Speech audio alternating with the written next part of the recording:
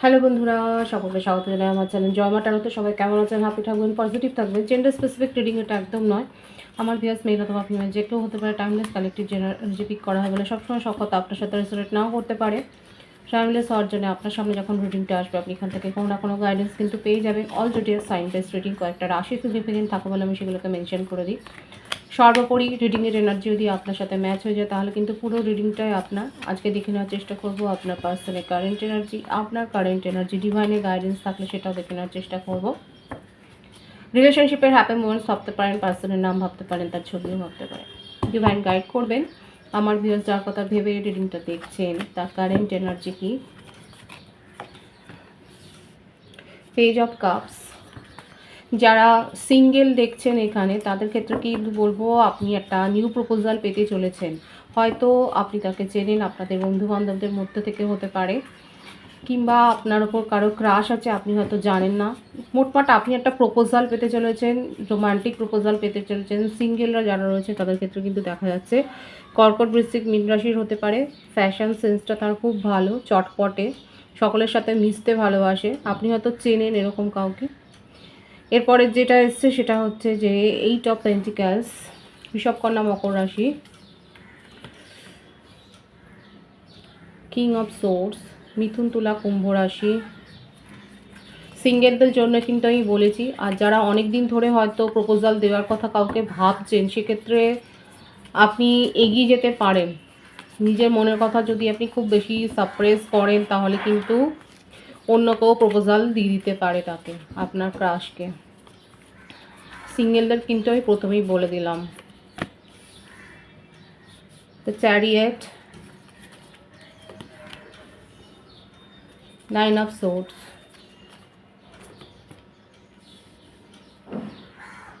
the fool, bottom of the deck, 4 of wands, মেশিং ধরে প্রত্যেকটা রাশি এসে গেছে। স্ট্রং যেটা দেখা যাচ্ছে কর্কট রাশি।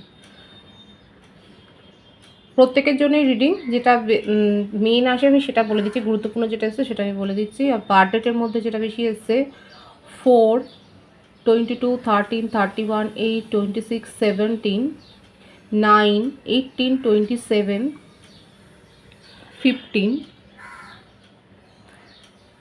25, 16, এই বার্থডেটগুলো বেশি দেখা যাচ্ছে। ভাইস ভার্সা হতে পারে, এটা আপনার ক্ষেত্রেও হতে পারে। আপনাদের সম্পর্কটা ভীষণ সুন্দরভাবে শুরু হয়েছিল কোনো পার্টিতে বা ফাংশানে, সেলিব্রেশনে, কিংবা হয়তো পূজা মণ্ডপে হপিং করছিলেন সেই সময়, কোথাও বেড়াতে গিয়েছিলেন, মানে তীর্থস্থান হতে পারে বা মানে মোটমাট একটা ভ্রমণের জায়গা হতে পারে যেখানে আপনারা ঘুরতে গিয়েছিলেন। সেখান থেকে হয়তো কোনো ক্রাশ এরকম অবস্থা তৈরি হয়েছিল, সেখান থেকে হয়তো প্রপোজাল পেয়ে হয়েছে। কারো কারো ক্ষেত্রে লং ডিস্টেন্স রিলেশনশিপও আছে, সেটাও দেখা যাচ্ছে। তবে কালেকটিভলি যেটা দেখা যাচ্ছে যেটা যে আপনারা একে অপরকে এইভাবে মিট করেছেন কোনো celebration, party, function, gatherings, get together, reunion, এরকম কোনো জায়গায়। বিয়ের ব্যাপারটা বেশি দেখা যাচ্ছে, হয়তো ম্যারেজ সেরিমনিতে গিয়ে আপনাদের দেখা সাক্ষাৎ হয়েছে।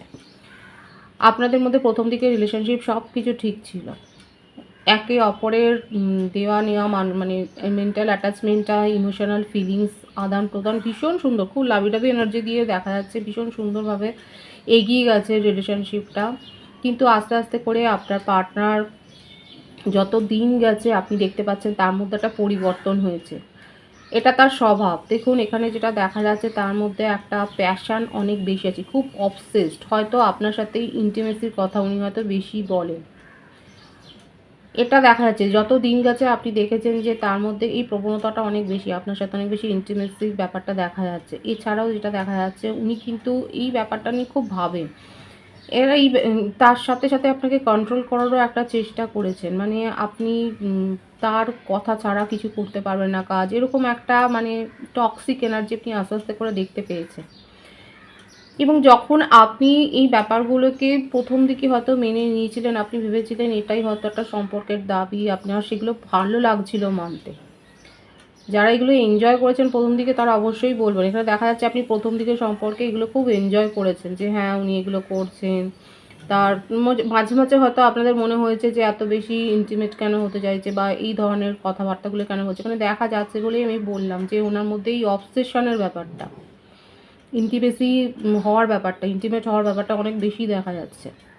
একটা ফ্লার্টি টাইপের একটা নেচার, এটা অনেকের ক্ষেত্রে আপনারা হয়তো দেখেছেন যে আপনি যদি সেইভাবে তাকে ইম্পর্টেন্স না দেন বা আপনি যদি তার এই কথাগুলোকে এড়িয়ে গেছেন, তখন কিন্তু সে পেরিয়ে গেছে সম্পর্ক থেকে এবং হয়তো 2-4 দিন আপনাদের মধ্যে কোনো কথাই হয়নি। মানে এটা নিয়ে তার মনের মধ্যে কিন্তু একটা রাগ, একটা কন্ট্রোল করার প্রবণতা।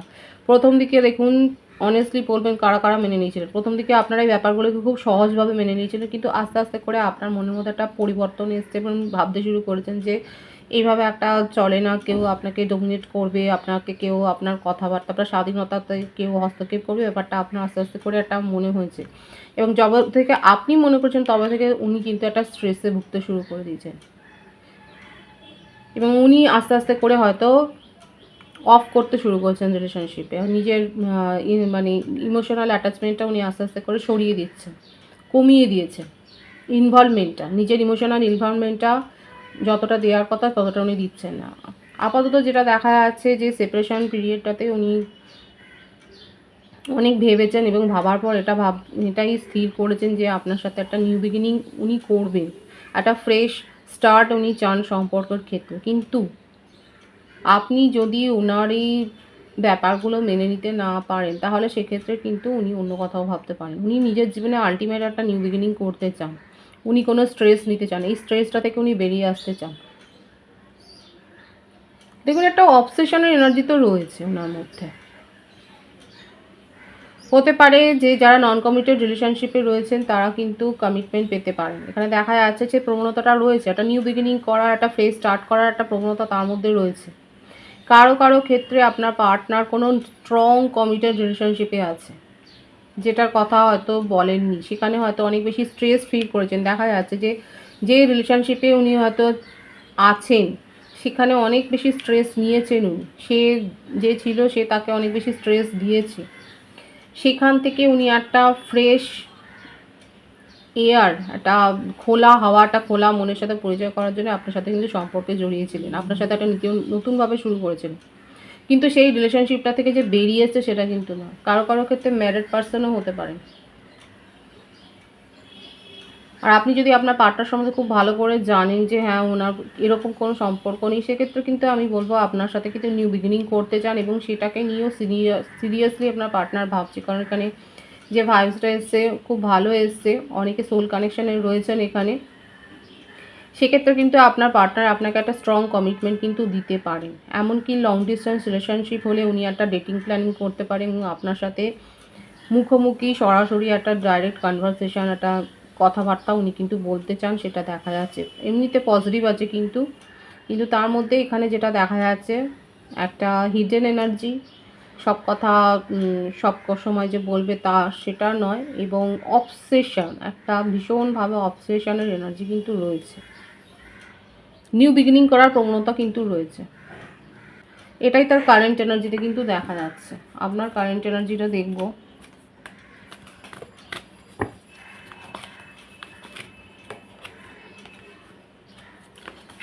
কর্কট রাশির এনার্জি এখানে অনেক বেশি, ওয়াটার সাইন বেশি আছে। কর্কট বেসিক মীন রাশির এনার্জি বেশি আছে এখানে। কর্কটের পর এসছে বৃষভ রাশি। এখানে মুভ অনের এনার্জি আপনার ক্ষেত্রে এসেই গেল, যে এই কারণেই হয়তো আপনি মুভ অনটা করেছিলেন।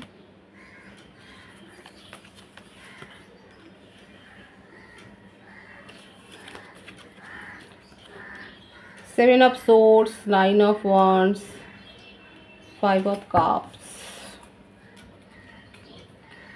এখানে দেখাই যাচ্ছে যে আপনাদের মধ্যে এখন সেপারেশন চলছে, কিন্তু দুজনের ক্ষেত্রেই একই অবস্থা। এখানে যে সিনারিওটা এসছে, আগে আপনার বার্থডেটটা বলে দিই। আপনার বার্থডেটের মধ্যে বেশি দেখা যাচ্ছে 7, 25, 16, 5, 23, 14, 6, 24, 15। এই নাম্বারগুলো বেশি দেখা যাচ্ছে। বার্থ মান্থ যেটা এসছে মে, জুন, জানুয়ারি, অক্টোবর, জুলাই, সেপ্টেম্বর, আগস্ট, এই মাসগুলো বেশি দেখা যাচ্ছে। এখানে যে সিনারিওটা এসছে সেটা দেখা যাচ্ছে যে এক্সট্রা ম্যারিটাল অ্যাফেয়ারে আপনারা হয়তো রয়েছেন এবং দুজনেই দুজনের মেরিটাল স্ট্যাটাস হিডেন করে গেছেন। দেখুন এখানে কিন্তু একটা চিটিংয়ের এনার্জি রয়েছে। যে ব্যাপারটা বেশি এসছে সেটা হচ্ছে যে দুজনেই দুজনের মেরিটাল স্ট্যাটাস লুকিয়ে হয়তো একে অপরের সাথে রিলেশনশিপে এসছে। কারো কারো ক্ষেত্রে হতে পারে, দেখুন এটা হচ্ছে একটা কালেকটিভ এনার্জি পিক করা হয়, সকলের সাথে ম্যাচ হবে সেটা নয়, কিন্তু দেখুন যেটা এসছে ভাইবস আমি সেটা বললাম যে দুজনেই দুজনের মেরিটাল স্ট্যাটাস লুকিয়েছেন এবং আপনাদের মধ্যে একটা সম্পর্ক গড়ে উঠেছে। প্রথমে এটাকে খুব ফ্রি মাইন্ডে নিয়েছিলেন, যাদের সাথে মিলছে তারা অবশ্যই বলবেন। এখানে দেখা যাচ্ছে যে প্রথম দিকে আপনারা খুব ফ্রি মাইন্ডে এটা নিয়েছিলেন, খুব ক্যাজুয়াল নিয়েছিলেন, কিন্তু আস্তে আস্তে করে রিলেশনশিপে একটা সিরিয়াসনেস এসছে এবং তারপরে তারা ফেসেছে। এবং ফার্স্টবার পর আমার ভিউয়ার্সের ক্ষেত্রে দেখা যাচ্ছে যে আপনি সেপারেশনে গেছেন, কারণ আপনি এই রিলেশনশিপ থেকে খুব বেশি এক্সপেকটেশন রাখেননি।